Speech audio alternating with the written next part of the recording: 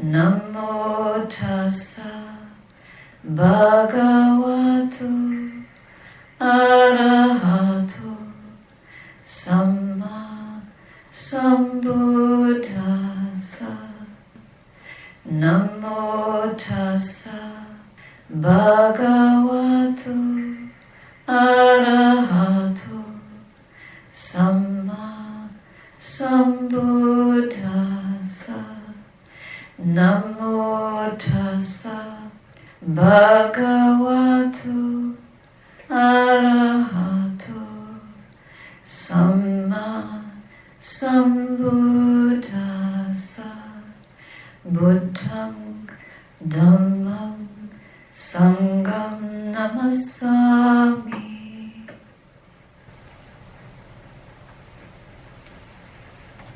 I'd like to start by reading Zen Master Basho.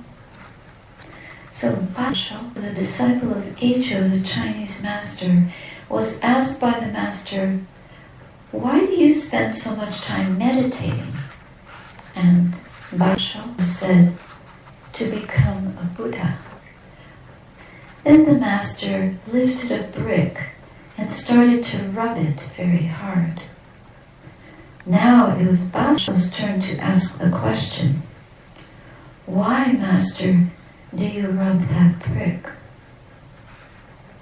And the master said, "To make a mirror." So Basho asked, "Surely no amount of polishing will change a brick into a mirror." "Just so," said the master, "no amount of cross-legged sitting will make you into a Buddha." What did he mean by that? No amount of cross-legged sitting will make you into a Buddha. Yes, because you cannot get enlightened.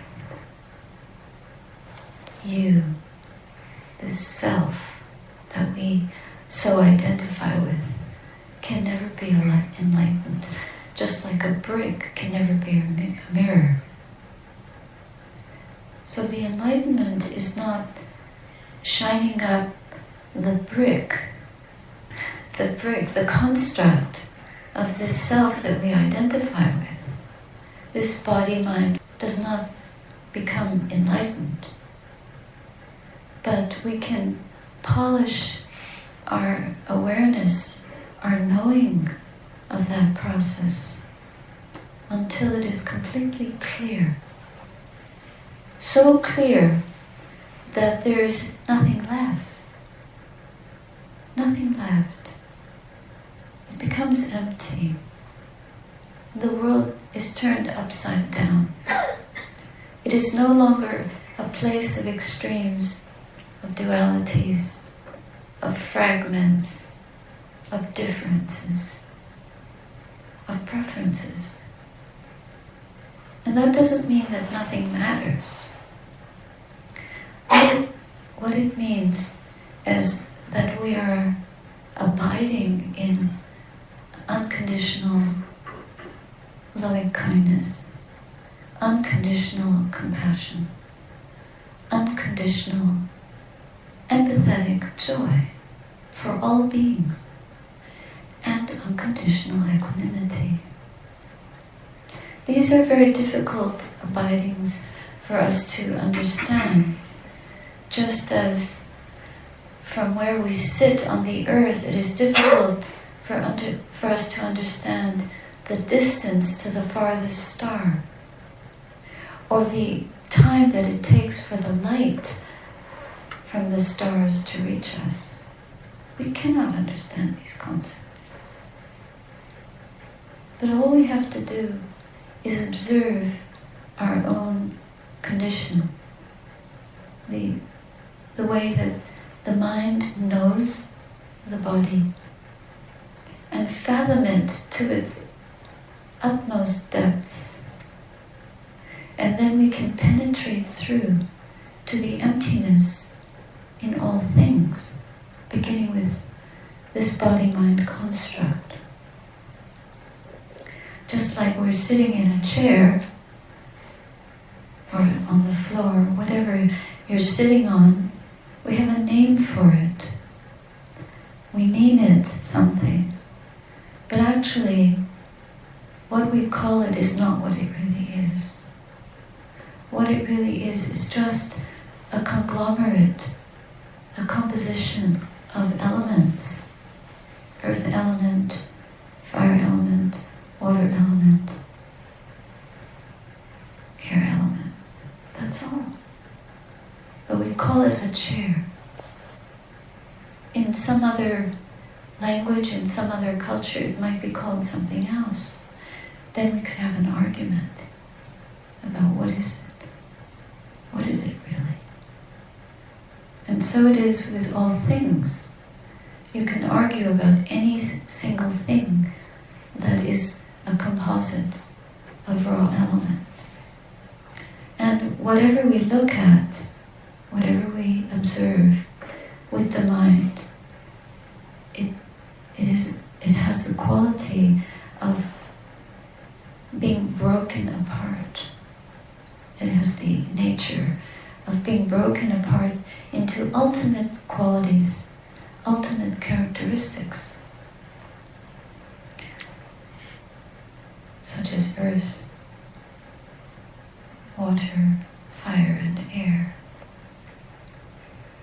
And it's difficult to attach to that. So when you look at your face in the mirror, we're not looking with a mind that is clear, with a mind that really knows. We see the face and we think, oh, how lovely, or oh, how horrible, whatever we think. And then our thoughts take us into many strands of proliferation, exaggeration, attachment, denunciation, despair, or happiness. Many kinds of mind states that can arise from the way that we see, the way that we experience what we think is reality. But when we experience with more penetrating understanding the reality, the nature of all things, then there's nothing really to attach to cling to desire, to run after, to run away from. There's nothing that we need to fear. There's nothing that we need to burn up about. And there is a certain peace that can come from that kind of experience. All of us who practice this kind of self-study, study of this conventional self, and we use the self word in different ways, ultimate self or conventional self. There's no ultimate self, but there's a selflessness. And the selflessness is to be seen by knowing the emptiness, the impermanence, unsatisfactoriness, and emptiness of all phenomena. And we've discussed this before. So if we're looking for peace, peace is not some abstract experience out there. It's not based on external conditions configuring themselves in a certain way to be pleasing to us. Because they will change, inevitably, just as the seasons change, just as our bodies change, just as our families change, just as the people we know change. The society we know changes. What's popular now was not popular then. What is alive now was not alive then, and will not be alive later, including everyone here. We don't want to know this. Death, no, that's not for me. That's later, or never, for some. I'm not dying. And then it comes. Somebody dies. We get the diagnosis. So, and it's not me, and it's definitely not going to happen soon.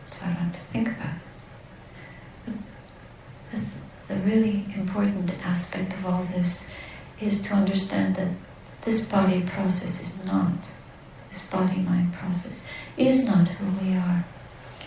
So on the topic of forgiveness, when we experience and suffer in relationship or in the world, events, interactions that are upsetting, that are disorienting, that are destructive, unwholesome,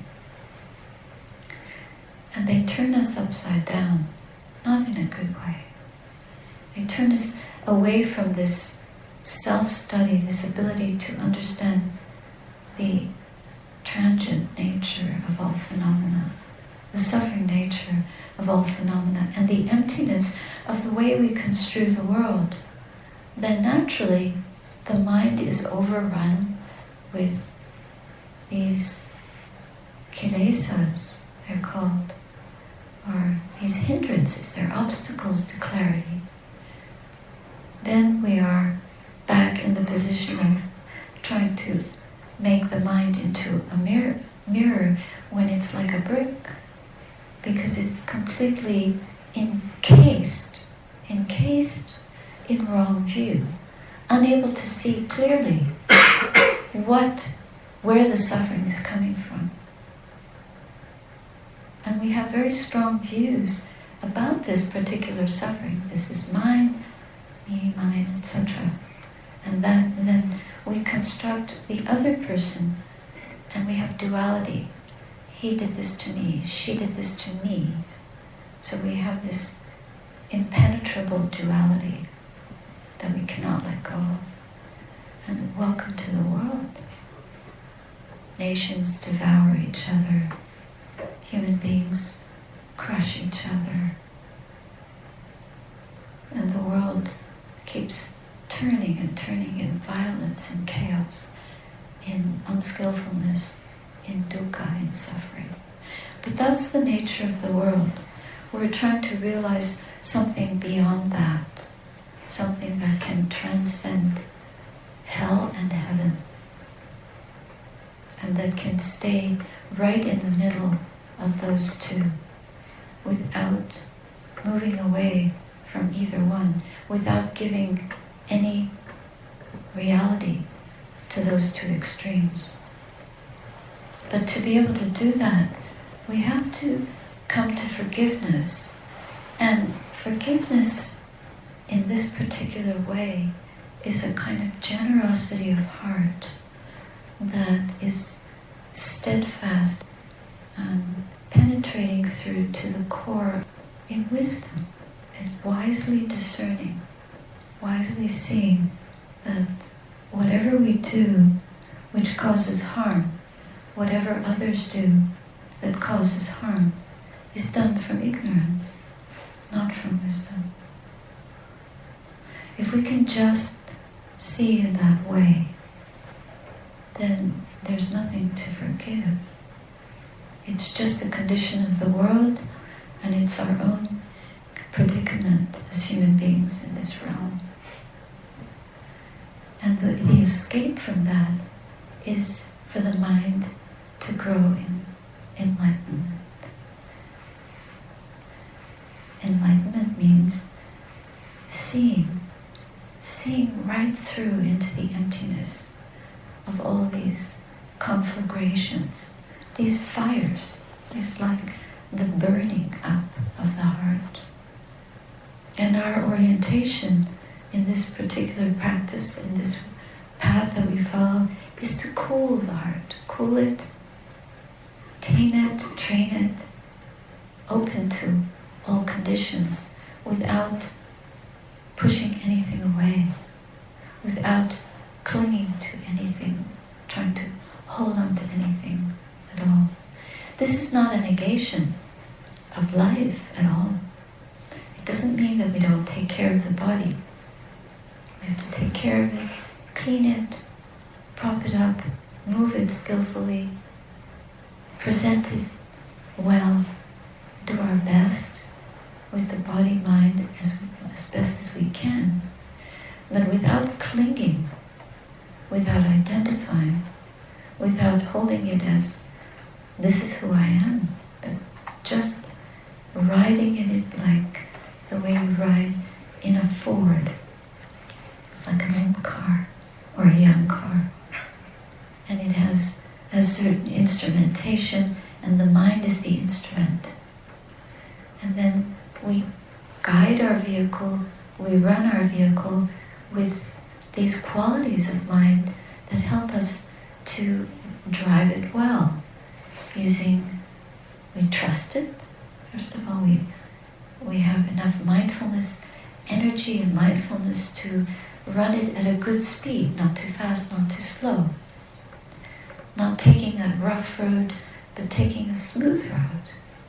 A road that we know will help us to arrive. And then we have to figure out, what is our destination? Do we want a worldly destination or a transcendent goal? A transcendent orientation. That orientation spiritual orientation doesn't necessarily have an arrival at a place, because the freedom of the mind is not a location. It's an emptying out. And forgiveness is an emptying out.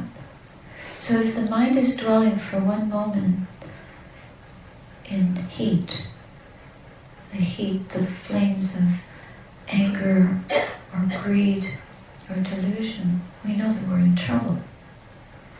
So we have to, with applying these particular ways of driving our vehicle, qualities of heart that will drive us energetically and fervently in a direction of freedom.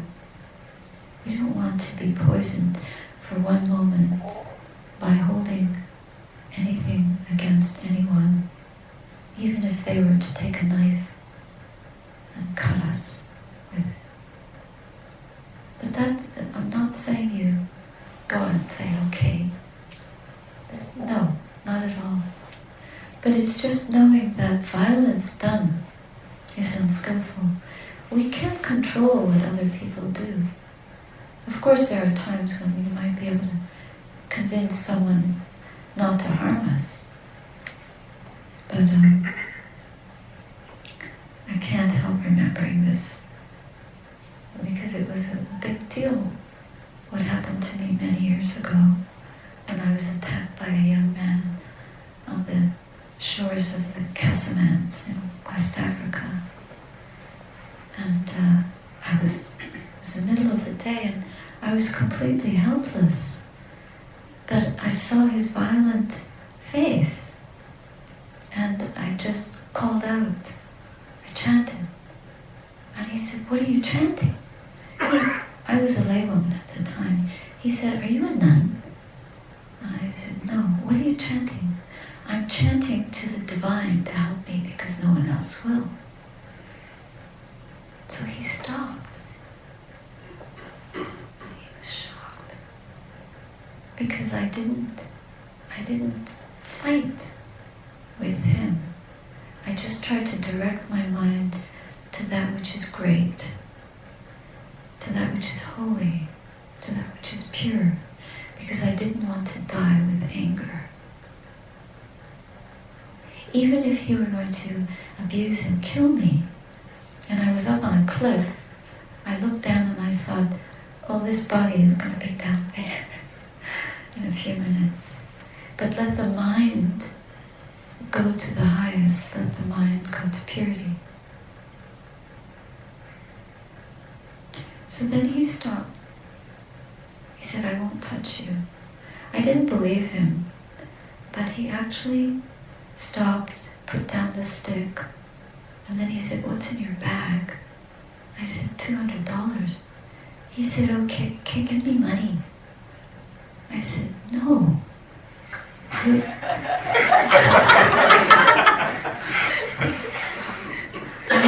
I won't give you anything but forgiveness. And he said, "Please give me 25 cents. I need something to give to the priest." Actually, he didn't ask me for 25 cents. He said, please give me something. I need to give it to the priest, so I can do confession. So I gave him 25 cents. And he went away. He left. So the forgiveness is a hard-bought, hard to understand gift. But it is the only thing that can really save us in the truest way. It's the greatest generosity that we can offer to ourselves, to be able to forgive even an enemy. Because there is no enemy. This is the play of the world. We're in the theater here. And the theater is full of spiritual tests. Some of them are beyond our ability from where we are. But if we can rise up to the test, we can learn from the most difficult pain, from the greatest violence, from the destruction, from the disappointment, from the dukkha, the suffering of the body. We can learn how to forgive that condition. And that's by bringing the mind to this moment in a sense of gratitude, in a sense of pure presence, in a sense of submitting, surrendering ourselves to what is happening now, and receiving it not with resistance and fear, but with gratitude. There is some reason why this is now happening beyond our understanding. We're in a karmic predicament based on lifetimes of activity, mental, physical activity, which have activities which have ethical implications. So whatever we have done for eons of lifetimes, or even for just a few, we bear the results of that in this life. And we purify. If we can open to that karmic law and to the law of cause and effect, the law of conditionality, we see that whatever result we're experiencing, the vipaka of previous acts, previous activities, this is the result of we having known that karmic impact is now what we're facing. Then we just do the best we can with it. Instead of resisting, instead of creating the egoic response, which is, I don't deserve this. How do we know? How do we know? This is happening. There's a reason for it. Sometimes we are simply experiencing the act of martyrdom for the sake of other people learning great compassion. This may be impossible for us to understand, but it is certainly a possibility. Look at all the events that have occurred recently. Just nature, storms of nature, running across the land. One house is destroyed, another house is left standing. One family is killed, another family unscathed. Babies drowned, other children nothing. Why? We don't know. But what we can see are the results of those occurrences, of those tragedies, of those events, is beings, other beings, rushing towards those people that are hurt, those situations, and giving all their strength, all their energy to help them. So in every tragedy, every moment of darkness, there is some kind of grace happening. There is some kind of exalted level of kindness and compassion coming forth in the wake of that. This is the mysterious play of the human realm. Suffering and non-suffering. Suffering and non-suffering. Suffering arising and people rushing to rescue, to help, to ease those conditions, and growing themselves in strength, in beauty, in purity. So our demise, our destruction may lead to somebody else's growing in the light, growing in goodness, growing in exalted states of mind. If we can use the circumstances that we are faced with in the best possible way, we ourselves, through the letting go of the body, bring some gift to another person. But if we're attached to particular conditions, to gaining, to having power, to having beauty, to having the things of the world, then we don't realize that we're spiritual warriors on a journey of realizing the freedom of the heart, not to gain special favors from the world, from worldly things. This is already a great giving up. So spiritual gain comes through renunciation. Some level of sacrifice has to happen there. Actually, we think it's sacrifice, but what we're doing is making sacred. We don't all have to become monks and nuns to do this. Sometimes being in the road can be a hindrance if it's not used well, just like anything.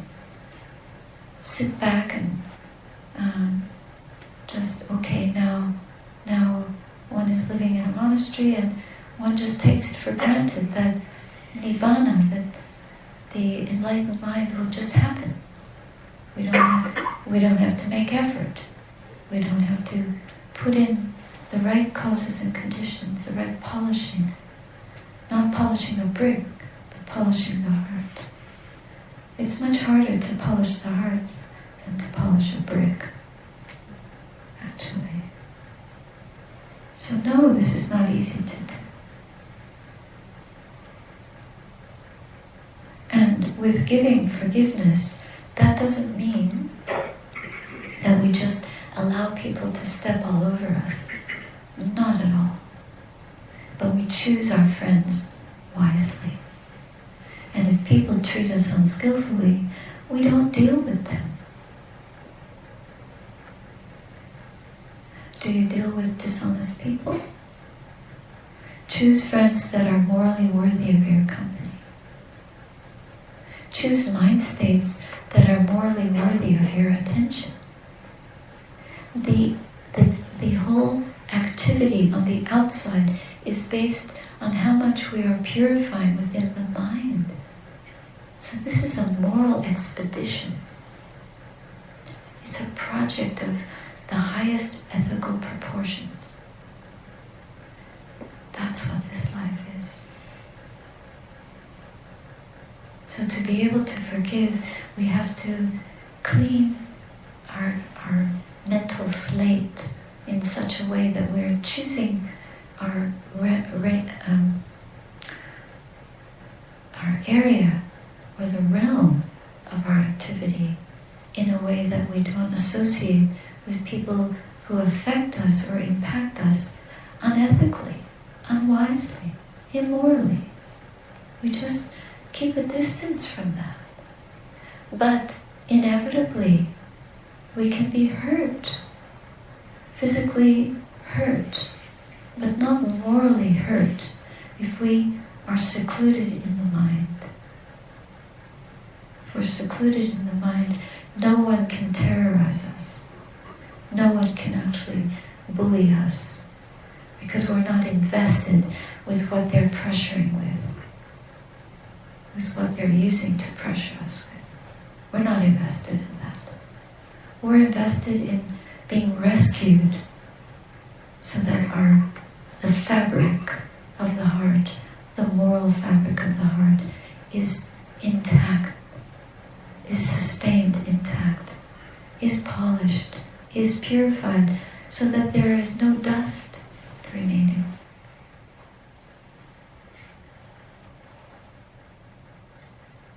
So there are many ways to answer this question about when am I ready to forgive?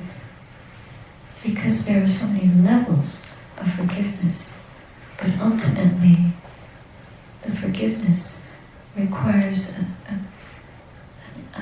penetrating understanding of our moral nature and commitment to purify that, to honor it, because we think that we are human beings, but we are much more than that. We are moral beings, spiritual beings, and that must be preserved, polished, because there is a holiness there. If we don't sanctify and recognize it, if we don't celebrate it and uphold it, then we create violence to ourselves. And other people are able to violate us. But if we hold that intact, if we uphold it, preserve it, protect it, commit to that preserving and protection, we act as guardians, we parent ourselves in the Dhamma, not in the ways of the world, then no one can harm us. Even if our bodies are torn to pieces, they cannot harm what we truly are. And we cannot harm anyone. So to be harmless is to be truly selfless, to understand that selflessness, and to bow to it, to pay homage to that.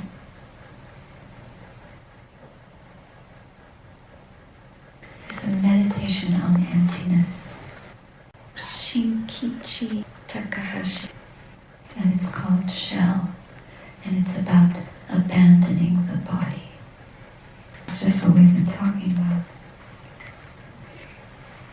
Nothing at all is born.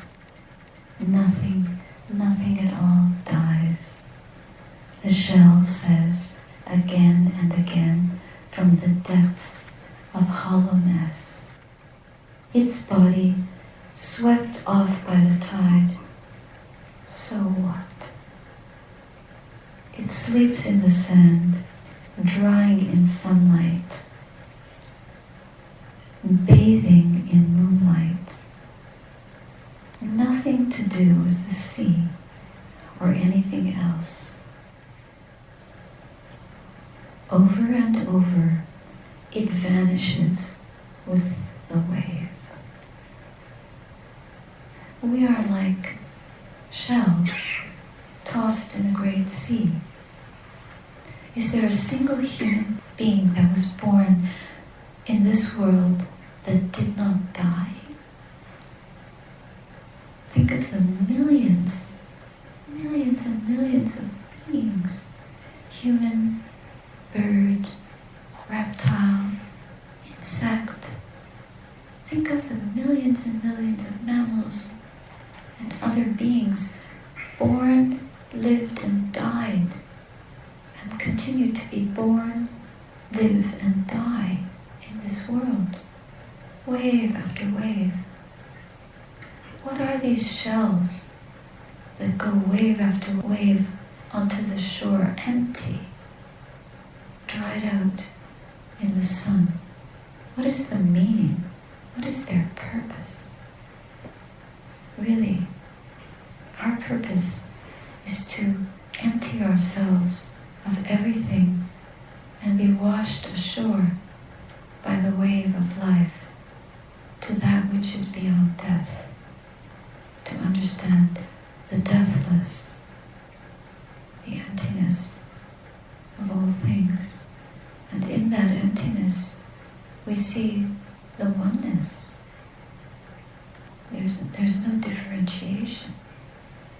not different.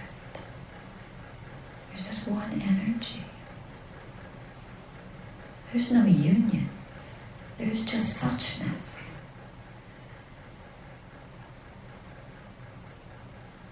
In that emptiness, we can know unconditional love. By the way, John Steinbeck did write The Winter of Discontent. I shall have you know. And he was quoting Shakespeare and using that title. But I gave in to believing that you were right. And then later when I was meditating last night, it came to me that there is a book called The Winter of Discontent. It was John Steinbeck's last novel. And I read it when I was in grade school. And I remembered it very clearly. So I thought I would let you all know. Not that the ego doesn't want to be right. I just thought for the record.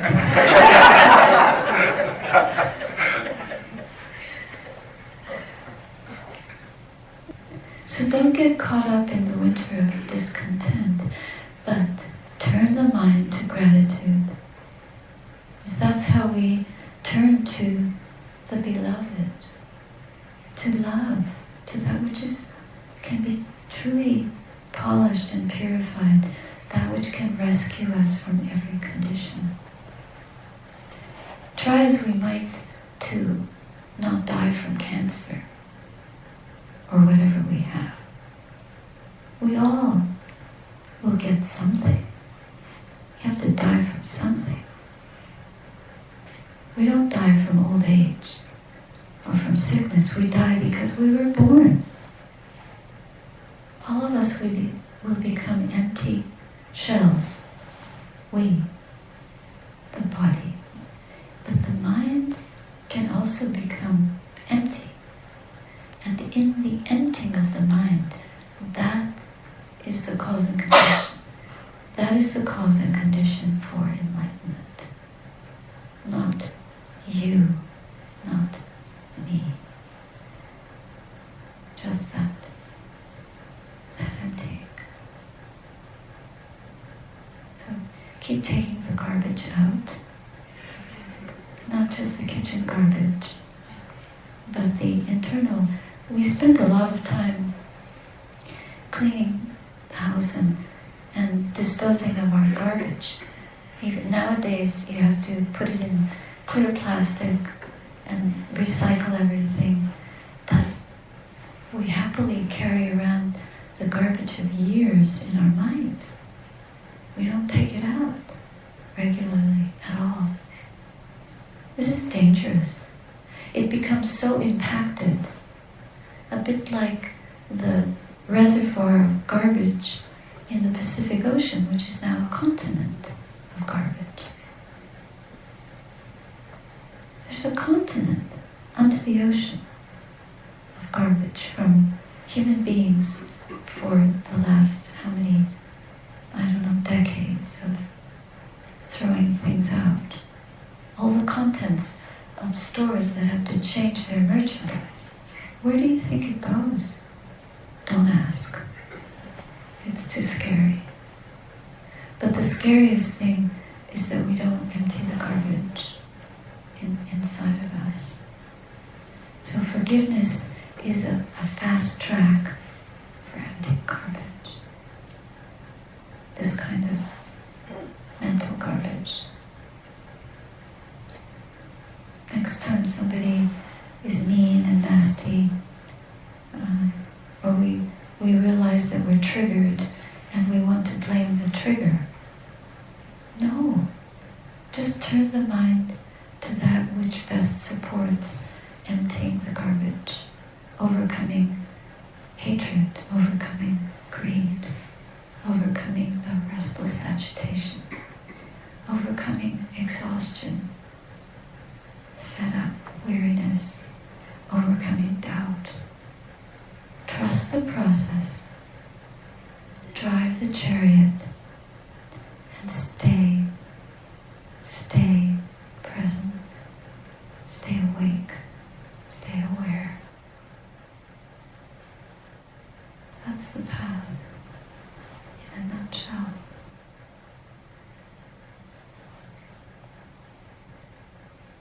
So thank you for listening.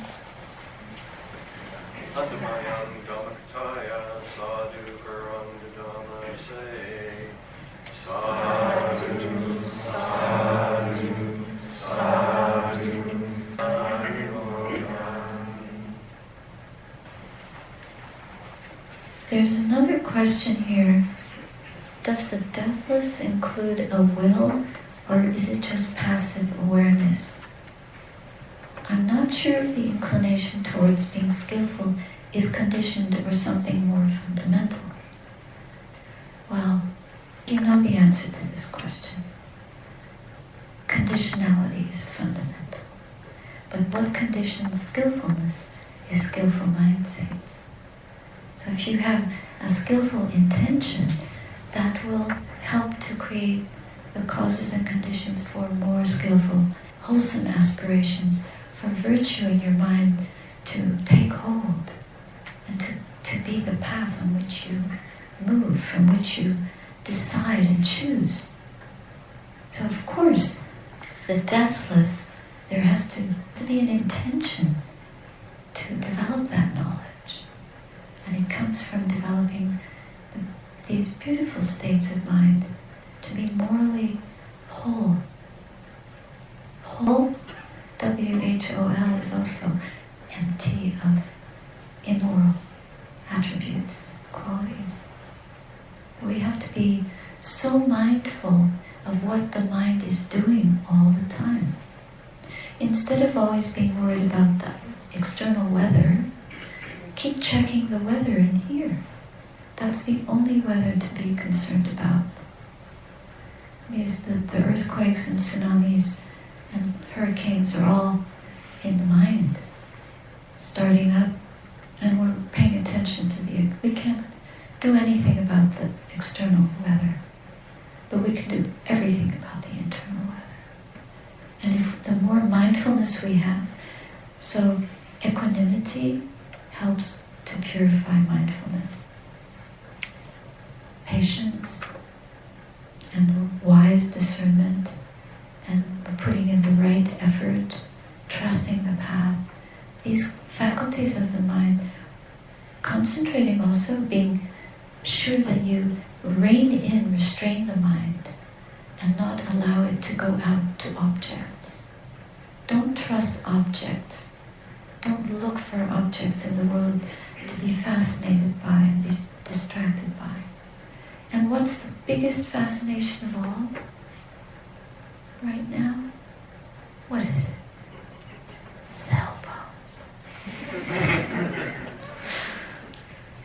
People hold on to their cell phones as if it's life. Just watch the addictions. Yeah, we all have addictions. We must free ourselves from those and be a servant of Dhamma. A servant. Like to serve the Dhamma is to serve the goodness, the development of the spiritual path within our own mind. Is to serve the Dhamma. Oh, a servant of the way.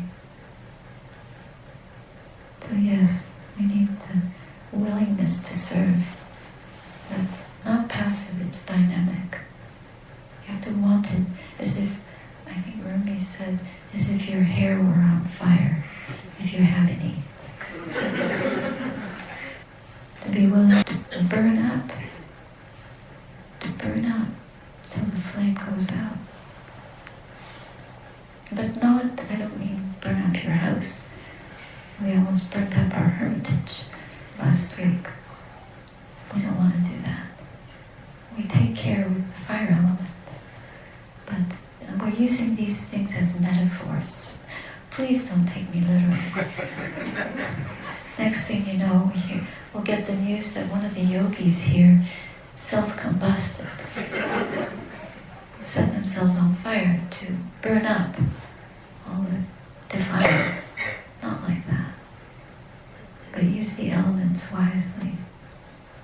forth.